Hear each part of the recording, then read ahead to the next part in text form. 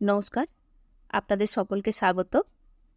গল্পের সাথে আজকের নিবেদন বনফুলের লেখা ছোট গল্প অদ্বিতীয়া। বেশ ছিলাম। আপিসে সাহেব এবং গৃহে মহাষষ্ঠী আমার প্রতি সদয় ছিলেন। সাহেব আমার মাহিনা এবং মহাষষ্ঠী আমার সংসার বাড়াইতেছিলেন। আমার পিতৃমাতৃকুলে আর কেহ ছিল না। উত্তরাধিকার সূত্রে কিছু টাকাও জুটিয়া গিয়াছিল। খাসা ছিলাম। প্রভাবতী অর্থাৎ আমার গৃহিণী গড়ে বছরে 1.5টি করিয়া সন্তান প্রসব করিয়া 4 বৎসরেই আমাকে 6টি পুত্রকন্যার মালিক করিয়া তুলিয়াছিলেন। মাঝে 2বার যমজ হয়।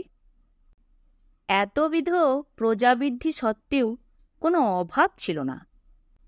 হঠাৎ কিন্তু বেকুব বনিয়া গেলাম।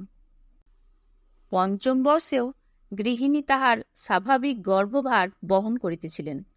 এবার কিন্তু ব্যাপারটা স্বাভাবিক হইলেও সহজ ছিল না, বোঝা গেল। কারণ তিনি মারাই গেলেন। তিনি তাহার পিত্রালয় শান্তিপুরে ছিলেন।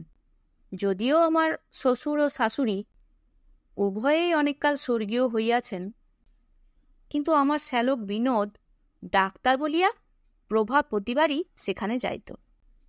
বিনোদ লিখিতেছে, হঠাৎ এক্লেমসিয়া হইয়া দিদি 3-4 ঘণ্টার মধ্যেই মারা গেলেন। আপনাকে খবর দেওয়ার সময় ছিল না। কিডনি খারাপ ছিল। শেষ দি ছেলেদের লইয়া সম্বলপুরে চলিয়া গিয়াছেন। তাহার চিঠি বোধ হয় পাইয়াছেন। পাইলাম। তিনি লিখিতেছেন, কি করিবে বলো ভাই, সবই অদৃষ্ট। তোমার ছেলেমেয়েরা এখন আমার কাছে কিছুদিন থাকুক। আমি তো বাঁজা মানুষ, আমার কোনো অসুবিধা হইবে না। ছেলেরা ভালোই আছে, কোনো ভাবনা করিও না। ইতি। কিংকর্তব্য বিমূঢ় হইয়া ছুটির দরখাস্ত করিলাম। কপালগুণে আমার সাহেবও বদলি হইয়া গিয়াছিলেন। ছুটি সুতরাং মঞ্জুর হইল না। 2 মাস পরে সম্বলপুরবাসিনী শ্যালিকার আর একখানি পত্র পাইলাম।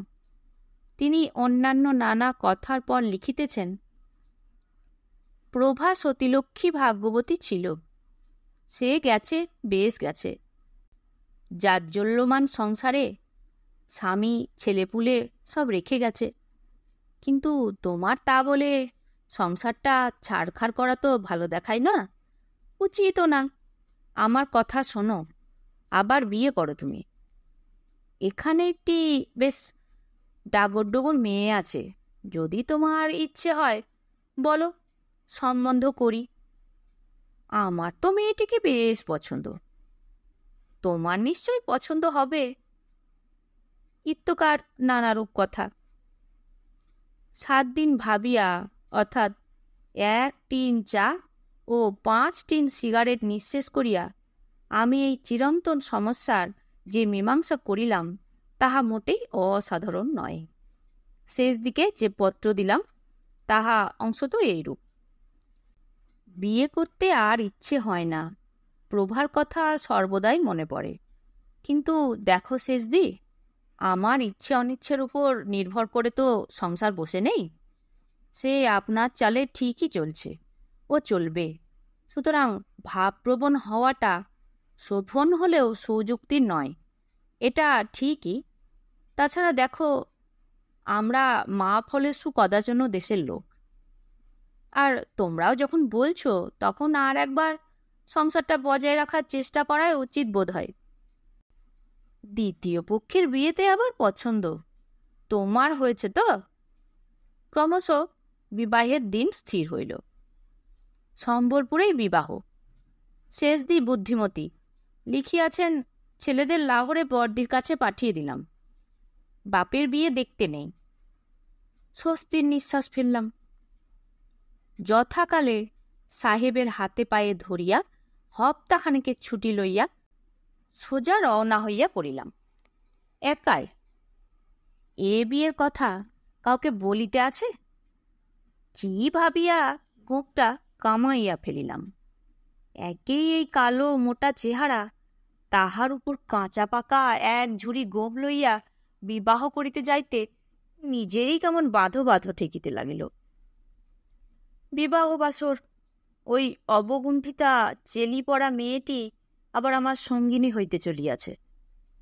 প্রভাকেও একদিন এইভাবেই পাইয়াছিলাম, সে কোথায় চলিয়া গেল। আবার আর একজন আসিয়াছে, ইহার কিডনি কেমন কে জানে। নানারূপ এলোমেলো কথা মনে আসিতে লাগিল। প্রভার মুখ বারবার মনে পড়ে। ছেলেগুলো না জানি এখন কি করিতেছে, মৃত্যুর পরও কি আত্মা সত্যি থাকে? এ মেয়েটি বেশ জড়সড় দেখিতেছি, কিন্তু ভারী জড়সড় হইয়া বসিয়া আছে, একেবারে মাথা নিচু করিয়া। আহা, প্রভার আত্মা যদি! গৃহহামি গৃহহামি। যন্ত্রচালিতবৎ বিবাহ অনুষ্ঠান চলিতে লাগিল। শুভ দৃষ্টির সময় মেয়েটি কিছুতেই ঘুমটা খুলিল না। শেষদি বলিলেন ভারী লাজুক, পদ্মস্তক মুড়িয়া পাশ ফিরিয়া শুইল। আমিও ঘুমাইলাম। শেষদি লোক জমিতে দেন নাই। তাছাড়া দ্বিতীয় পক্ষের বিবাহে কে আর আমোদ করিতে চায়? মেয়েটির আপন বলিতে কেহ ছিল না, পরের বাড়িতে মানুষ। শেষদির বাড়িতেই বিবাহ, বলিতে গেলে শেষদি কন্যাকর্তা। সুতরাং বিবাহ উৎসব জমে নাই। জমিল ফুল ও শয্যার রাত্রে। বক্ষে অনেক আশা ও আকাঙ্ক্ষা লইয়া ঘরে ঢুকিয়া দেখি আমার 6টি সন্তান ও আর একটি নবজাত শিশু লইয়া স্বয়ং প্রভা খাটে বসিয়া। স্বপ্ন দেখিতেছি নাকি? প্রভা কহিল, ছি ছি, শেষদিরই জিত হল। মানে আবার কি? এবার ছেলে হওয়ার সময় ভারী কষ্ট হয়েছিল। অপরাধের মধ্যে শেষদিকে বলেছিলাম যে আমি মলে ওর ভারী কষ্ট হবে। শেষদি বললে হাতি হবে, 3 মাস যেতে না যেতে ফের বিয়ে করবে। আমি বললাম কখনো না। তারপর বাজি রেখে শেষদি আর বিনোদ মিলে এই ষড়যন্ত্র। আমি শান্তিপুরেই ছিলাম। আজ এই সন্ধ্যাবেলা এসেছি, এসেই দেখি শেষদিরই জিত। পাড়ার মানকে ছোনাকে কোণে সাজিয়ে শেষদি বাজি জিতেছে। 100টি টাকা দাও এখন। ছি ছি, কি তোমরা! অমনি গোপটা কি বলে খামালে! আমার অবস্থা অবর্ণনীয়। পরদিন প্রভাতে শেষদির পাওনা চুকাইয়া দিয়াছি। এখন গোপটা উঠিলেই বাঁচি। শেষ হলো গল্প অদ্বিতীয়া। নতুন একটি গল্প নিয়ে খুব তাড়াতাড়ি ফিরে আসছি। আমার গল্প পাঠ কেমন লাগলো তা অবশ্যই কমেন্ট করে জানাবেন। ভালো লাগলে একটি লাইক দেবেন। নতুন নতুন গল্প শোনার জন্য চ্যানেলটি অবশ্যই সাবস্ক্রাইব করে রাখবেন। ভালো থাকবেন। ধন্যবাদ।